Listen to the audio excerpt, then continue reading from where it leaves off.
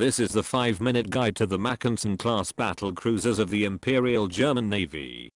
Warships whose designs are known generally fall into one of three categories: those that have been built, for which we know most or all of the true statistics; those that have been designed and had construction start, for which we know most of the theoretical statistics, although there may have been some unexpected variations if the ships had ever been completed; and finally those which were only ever designed on paper, whose statistics are largely conjecture, as a vast majority of these ships never made it to the detailed design stage.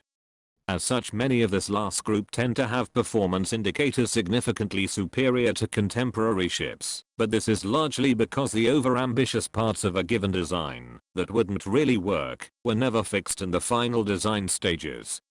The Mackensen class fall into the second group. The last Imperial German battlecruisers to actually be built were the Derfflinger class, armed with 12-inch guns, but in 1912 design work started on the Mackensen class at a time when British battlecruisers were entering service with 13.5-inch guns, and larger 15-inch weapons were being planned for battleships, which the Germans anticipated would rapidly work their way into future British battlecruiser designs. Therefore, the Mackensens would need a heavier main battery. But this caused a problem. Bigger guns meant more displacement, and Germany was limited by both the size of the docks and the dimensions of the Kiel Canal. As a result, Admiral von Tirpitz decreed the new ship could not exceed 30,000 tons.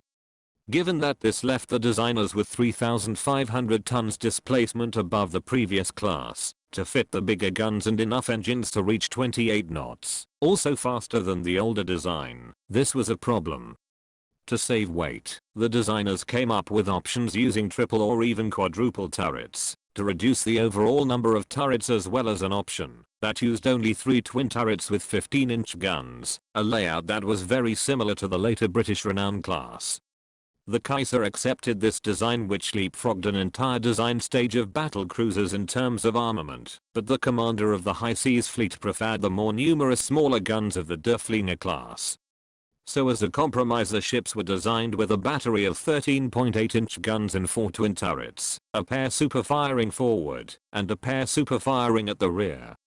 The fuel type was also a compromise, the difficult to obtain oil making up 1/3 of the ship's power plant and coal making up the rest, the oil giving the ships a boost in speed and the coal giving a degree of extra protection whilst it lasted in the bunkers.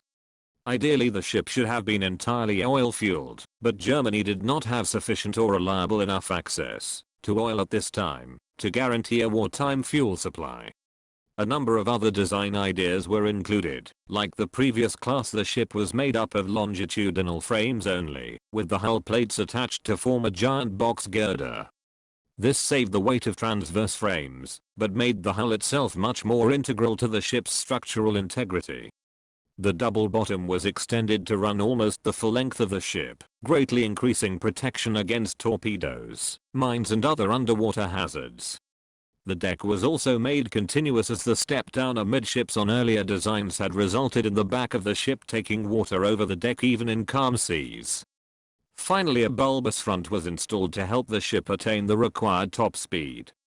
The secondary battery consisted of 14 of the standard German 5.9-inch guns in casemate mounts plus 8 dual-purpose 88mm guns and 5 torpedo tubes.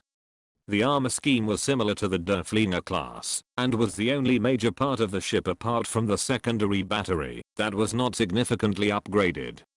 The original plan called for 7 ships in the class, although the names for all the ships are unknown since German practice was to order a ship as a replacement for a previous ship, the German word for replacement or substitute being Ersatz, so the Mackensen was ordered as Ersatz Victoria Louise, since it was due to replace an old armored cruiser called Victoria Louise, and only named the Mackensen at the time of launch. 3 of the hulls were launched, and so we know those 3 names: Mackensen, Graf Spee and Prinz Friedrich. The 4th ship may have been due to be called First Bismarck, but this is not confirmed.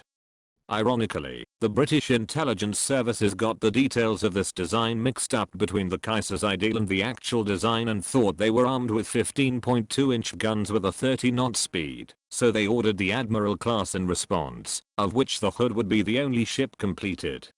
However, the experience of the Battle of Jutland convinced the Germans that bigger guns were needed, since British ships which had not exploded due to poor ammunition handling had taken many hits from 11 and 12-inch guns and kept fighting, whilst a number of German ships hit by 13.5 and 15-inch shells had been knocked out by relatively few shots. So the last 3 ships were altered to the Ersatz York class, which were essentially slightly bigger Mackensens with 15-inch guns instead of 13.8-inch weapons, although the additional size and weight also meant they would be slightly slower as more powerful engines were not available. The Mackensen and Graf Spee could have been completed before the end of the war, but construction stopped as Germany began to divert its limited naval resources to U-boat construction in 1916. Prinz Eugen Friedrich was launched in 1920 to clear the slipway. The uncompleted hulls would then be sold for scrap in 1921 and 1922. That's it for this video. Thanks for watching. If you have a comment or suggestion for a ship to review, let us know in the comments below.